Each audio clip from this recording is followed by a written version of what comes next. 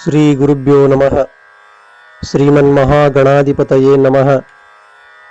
ಎನ್ನ ಅಧ್ಯಾತ್ಮ ಬಂಧುಗಳೇ, ಸಂತ ಶಿಶುನಾಳ ಶರೀಫ ಶಿವಯೋಗಿಗಳು ಪ್ರತಿಯೊಬ್ಬ ಮನುಷ್ಯನ ಒಂದು ಜೀವನದ ಪರಮ ಧ್ಯೇಯ ಏನು, ಅತಿ ಮುಖ್ಯವಾದ ಕೆಲಸ ಏನು ಅಂತ ಅನ್ನೋದನ್ನ ತಮ್ಮ ಒಂದು ಪದ್ಯದೊಳಗೆ ಬಹಳ ಸುಂದರವಾಗಿ ಬರೆದಿದ್ದಾರೆ.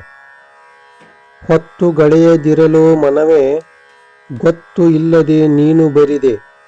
ನಾವು ಯಾಕೆ ಅವರು ಏನು ಮಾಡಕತ್ಯಾರಂದ್ರೆ, ಶರೀಫಜ್ಜ ಅವರು ಈ ಮನುಷ್ಯನ ಜೀವನದ ಲೌಕಿಕ ವಿಚಾರಧಾರೆ ಎಲ್ಲವನ್ನ ನೋಡಿ ಇವ್ರು ಯಾಕೆ ಹೊತ್ತುಗಳೆಯಕತ್ಯಾರ, ತಾವು ಎದಕ್ಕೆ ಬಂದಾರ, ಏನು ಮಾಡ್ಬೇಕು ಅನ್ನೋದನ್ನು ಮರೆತು ಇವರು ಆ ಸಮಯವನ್ನು ವ್ಯರ್ಥ ಮಾಡಾಕತ್ಯಾರಲ್ಲ ಅಂತ ಹೇಳಿ ತಮ್ಮ ಮನಸ್ಸಿಗೆ ತಾವ ಬುದ್ಧಿ ಹೇಳಿಕೊಳ್ಳುವ ನೆವದೊಳಗ ನಮಗೂ ಸಹಿತ ಆ ಒಂದು ಪಾಠವನ್ನು ಹೇಳಲಿಕ್ಕೆ ಪ್ರಾರಂಭಿಸಿದ್ದಾರೆ.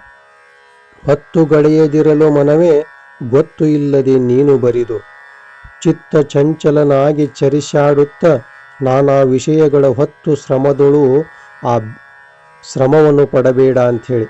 ಅದಕ್ಕೆ ನಾವು ಏನಾದರೂ ನಮ್ಮ ಜೀವನಕ್ಕೆ ಯಾವುದು ಉಪಯೋಗ ಇರುವುದಿಲ್ಲಲ್ಲ ಅದನ್ನು ತಲೆಯೊಳಗೆ ತಗೊಂಡು ಅದರ ಬಗ್ಗೆ ಯೋಚನೆಯನ್ನು ಮಾಡ್ತಾ ವ್ಯಥೆಯನ್ನು ಪಡ್ತಾ ದುಃಖ ಕಷ್ಟ ನೋವುಗಳನ್ನು ಪಟ್ಕೋಂತ ಏನು ಮಾಡ್ತೀವಿ ಅಂದ್ರೆ ಬರೀ ಅದರೊಳಗನ ಸತ್ತು ಹೋಗ್ತೇವೆ.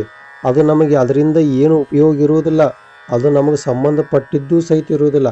ಅಂತಹ ಎಲ್ಲ ವಿಷಯಗಳನ್ನು ತಲೆ ತುಂಬಿಕೊಂಡು ನಮ್ಮ ಅತ್ಯಮೂಲ್ಯವಾದ ಪರಮಾತ್ಮನ ಒಂದು ಸಾಧನೆಯನ್ನು ಮಾಡ್ತಕ್ಕಂಥ ಸಮಯವನ್ನು ಹಾಳು ಮಾಡಿಕೊಂಡು ನಾವೇನು ಮಾಡಾಕತ್ತೇವಂದ್ರೆ ಅಡ್ಡಾಡಕತ್ತೇವೆ. ವ್ಯರ್ಥ ಒಂದು ದಿನವಾಗಿ ತೊಲಗಿದಿ ಅತ್ತು ಯಮನ ದೂತರು ಒಯ್ಯುವ ಸಮಯದಳು ಚಿತ್ರಗುಪ್ತರು ಲೆಕ್ಕ ತೋರಿಸಿ ಲತ್ತಿಯನ್ನು ಹಾಕುತ್ತಿಹರು. ಹಿಂಗೆ ಒಂದು ದಿನ ಕಳೆದಿಪ್ಪ ಅಂತಂದ್ರೆ ಆ ಒಂದು ದಿನದ ಲೆಕ್ಕವನ್ನು ಸಹಿತ ಯಮನ ದೂತರು ನಮ್ಮನ್ನು ಕರ್ಕೊಂಡು ಹೋದ್ಮ್ಯಾಲ ಚಿತ್ರಗುಪ್ತ ಲೆಕ್ಕ ಬರೆದಿಟ್ಟಿರ್ತಾನ. ನೋಡು, ಈ ದಿವಸ ನಿನ್ನ ನಾಮಸ್ಮರಣೆನ ಮಾಡಿಲ್ಲಿವ ಅಂಥೇಳಿ ಲೆಕ್ಕ ತೋರಿಸಿದ ಅಂದ್ರೆ ನಮಗೇನಪ್ಪ ಅಂದ್ರೆ ಆ ಲತ್ತಿ ಪೆಟ್ಟು ಬೀಳ್ತಾವ, ಕೋಲಿನ ಹೊಡೆತ ನಮಗೆ ಬೀಳ್ತಾವ ಎಲ್ಲಿ, ಆ ಯಮನ ಲೋಕದೊಳಗೆ. ಅದಕ್ಕಾಗಿ ಏನು ಮಾಡ್ಬೇಕಂದ್ರೆ ಪ್ರತಿನಿತ್ಯ ಭಗವಂತನ ನಾಮಸ್ಮರಣೆಯನ್ನು ಕನಿಷ್ಠ ಬಾರಿ 11 ಸಾರಿ ಆದರೂ ಆ ಇಷ್ಟ ದೇವರ ಒಂದು ನಾಮಸ್ಮರಣೆಯನ್ನು ಮಾಡಲೇಬೇಕು ಅಂಥೇಳಿ ಶರೀಫಜ್ಜ ಅವರು ಬರೀತಾರ. ನಾನಾ ಜನ್ಮಗಳ ತಿರುಗಿ ನಾನಾ ಯೋನಿಯಲ್ಲಿ ಜನಿಸಿ ನಾನಾ ಕುಲದ ಹೆಸರು ಹೇಳಿ ಹಾನಿ ಹೊಂದಿದರೇನು ಫಲವೋ. ಇಷ್ಟೆಲ್ಲ ಅಂದ್ರೆ ಕೇವಲ ಮನುಷ್ಯ ಜನ್ಮ ತಾಳ್ಬೇಕಂದ್ರೆ 84 ಲಕ್ಷ ಜೀವರಾಶಿಗಳನ್ನು ನಾವು ತಿರುಗಿ ಬಂದಿರ್ತೀವಿ. ಯಾವ ಜನ್ಮದೊಳಗೆ ಯಾವ ಒಂದು ಕುಲದೊಳಗೆ ಹುಟ್ಟಿರ್ತೀವಿ, ಯಾವ ಜಾತಿಯೊಳಗೆ ಹುಟ್ಟಿರ್ತೀವಿ, ಯಾವ ಹೆಸರು ಇಟ್ಕೊಂಡಿರ್ತೀವಿ ಅನ್ನೋದನ್ನು ಸಹಿತ ಲೆಕ್ಕ ಹಾಕ್ಲಿಕ್ಕೆ ಆಗೋದಿಲ್ಲ. ಅಂತಹ ಒಂದು ಎಲ್ಲ ಜನ್ಮಗಳನ್ನು ತಿರುಗಿ ಮನುಷ್ಯ ಯೋನಿಗೆ ಬಂದಂಥ ಸಂದರ್ಭದೊಳಗೂ ಸಹಿತ ನಾವೇನು ಮಾಡ್ತೇವಂದ್ರೆ ಮತ್ತು ಅದನ್ನು ಅರಿವುಳ್ಳ ಜನ್ಮ ಅಂಥೇಳಿ ಕರೆದಾರೆ ಈ ಮನುಷ್ಯ ಜನ್ಮಕ್ಕೆ. ಇಂಥ ಅರಿವುಳ್ಳ ಜನ್ಮಕ್ಕೆ ಬಂದರೂ ಸಹಿತ ನಾವು ಅರುಗೆಟ್ಟು ಕೆಲಸವನ್ನು ಮಾಡ್ತೀವಿ ಅಂತಂದ್ರೆ ಅದನ್ನು ನೋಡಿ ಏನು ಮಾಡ್ತಾರೆ ಅಂದರೆ ಶರೀಫಜ್ಜ ಅವರಿಗೆ ಸಿಟ್ಟು ಬಂದು ಈ ಒಂದು ಪದ್ಯವನ್ನು ಬರೆದಿದ್ದಾರೆ.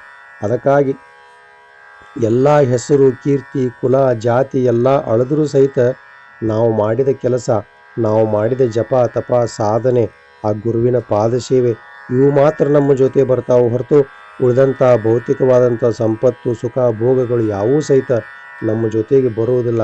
ಆದ್ದರಿಂದ ನಾವೇನು ಮಾಡ್ಬೇಕಂದ್ರೆ ಜಾತ್ಯಾತೀತರಾಗಿ ಕುಲಾತೀತರಾಗಿ ನಮ್ಮ ಹೆಸರು ಎಲ್ಲ ವರ್ಣ ಈ ಲಿಂಗ ಇವೆಲ್ಲವನ್ನು ಮರೆತು ಭಗವಂತನೊಳಗೆ ನಾವೇನು ಮಾಡ್ಬೇಕಂದ್ರೆ ಗುರುವಿನೊಳಗೆ ನಾವು ಮನಸ್ಸು ಸೇವೆಯನ್ನು ಮಾಡಿದಾಗ ಮಾತ್ರ ನಮಗೆ ಒಳ್ಳೆಯದಾಗ್ತತಿ ಅಂತಕ್ಕಂಥದ್ದು.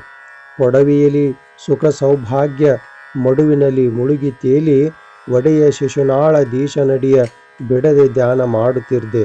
ಅದಕ್ಕೆ ನಾನು ಈ ಭುವನದೊಳಗೆ ಈ ಒಂದು ಭೌತಿಕ ಲೋಕದೊಳಗೆ ಬಂದ ಮೇಲೆ, ಪ್ರಪಂಚಕ್ಕೆ ಬಂದ ಮೇಲೆ ಸುಖ ಸೌಭಾಗ್ಯಗಳ ಅಂತಕ್ಕಂಥ ಒಂದು ದೊಡ್ಡ ಆ ಕೆರೆಯೊಳಗೆ ಮುಳುಗಿ ತೇಲಾಕತ್ತೇವಿ. ನಾವು ಹೆಂಗೆ ಮಾಡಾಕತ್ತೇವಂದ್ರೆ ಸುಖ ಸಿಕ್ತು ಅಂಥೇಳಿ ಮ್ಯಾಗ ಬಂದಿರ್ತೇವೆ ಅನ್ನೂ ಕೂಡದನ ಅಲ್ಲಿ ನೀರು ನಮ್ಮನ್ನು ಒಳಗೆ ಜಕ್ಕೊಂಡಿರ್ತೈತಿ.